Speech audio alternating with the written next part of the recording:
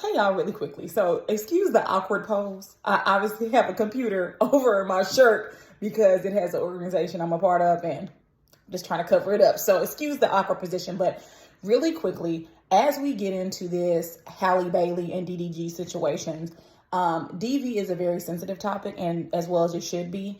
I think we should refrain from moving forward or moving in the direction of "I told you so" or "you didn't listen to us," nanny nanny boo boo. One, why would Halle Bailey listen to a group of internet strangers when we can barely pronounce her name correctly, right?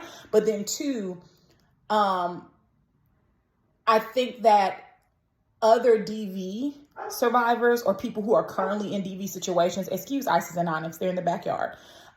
They are watching and they are listening and they are seeing how people handle this situation.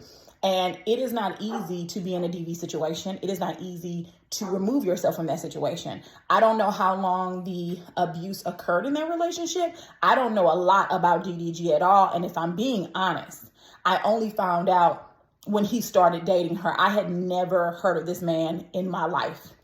What I will say is that it doesn't matter what she did in the past, but moving forward, thus far, it looks like she's taking the proper steps to rectify the situation. I think I read yesterday that she was granted a temporary restraining order and temporary full custody. All of those things are good. But let's refrain from the nanny nanny boo boo, aha, I told you so, you didn't listen, because that's not the way you handle someone who's been in a DV situation. Nothing about someone bruising your arms up and then shoving your face in a steering wheel, Chris Brown style, is okay. Nothing about breaking into someone's house and taking a picture of their bed and saying, oh, I see what you're doing. Like, what? You were not invited.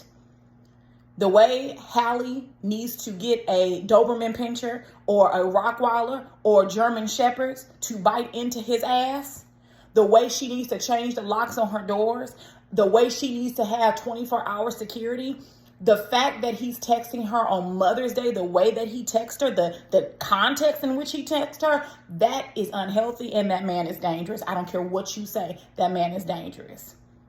And my only concern for her is her safety. And not just her family as well. We've seen how DV situations can play out to where family members are affected as well. I know you all are picking up what I'm putting down, i.e. Jennifer Hudson's family. So saying I told you so, saying you should have listened, those things don't help. What matters is how she moves forward. What I also am concerned about is who's a part of her inner circle, right? Is it comprised of her sisters, some family, some friends? Because I just want to know who's giving her wise counsel. Wise counsel is always important. And just because someone is older than you does not mean they can give you wise counsel. So, and just because they're the same age as you doesn't mean they lack wise counsel. So I hope that she has an inner circle that is supportive, that can give her sage advice and help her through this. Because who wants to be harassed? Whether you have a child with someone or not, that doesn't give them the right to harass you. And so as we move forward, because there's going to be more, details that come out, right? As we move forward, let's refrain from the I told you so, you didn't listen, because other DV survivors and people who are currently in the midst of that are listening and watching. And this is why people don't come forward, because they feel foolish. They feel ashamed. They feel like I should have done something earlier. It's never too late until it is. But let's encourage and let's applaud that she had the strength to come forward, because there are some people that they wouldn't have said anything. They would have covered up. Now, something she did that was odd to me, but again, it's not odd in the sense like I'm judging, but once she got in that car and got to his family's house, I would have called the police. Guards, security, police, arrest him now. Arrest this demon now. Okay? You're going to put your hands on me. I'm going to go to your family house. And I feel so bad for her, because I couldn't imagine a man jumping on me and then me leaving my baby with his family. And this is the same family that's coming out and saying something now, but y'all knew he was over there whooping ass and taking names and didn't say nothing. So a lesson that my mom taught me is that, one, this is what kept me from getting pregnant, okay, for a long time. My mom and dad used to drill in my head, babies go home from the hospital with the mamas, not the daddies. My mom used to say, oh, you can get pregnant if you want to in high school, but when that baby go home, it's going to be on you. You're going to be up all night feeding and changing diapers. That boy will be at home with his mama and daddy, sleeping peacefully and being involved in all the extracurricular activities he can, because that baby's going home with you. And I will tell you this as a married woman. When you go to register for your birth at the hospital, women chime in if I'm lying, because I'm not. You fill out the paperwork.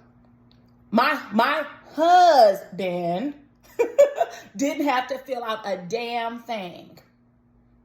Nothing. I would ask, do you want my husband to sign? Oh, he can if he wants. It is on you as the mama. Be very responsible with who you give your time with and who you give your bodies to.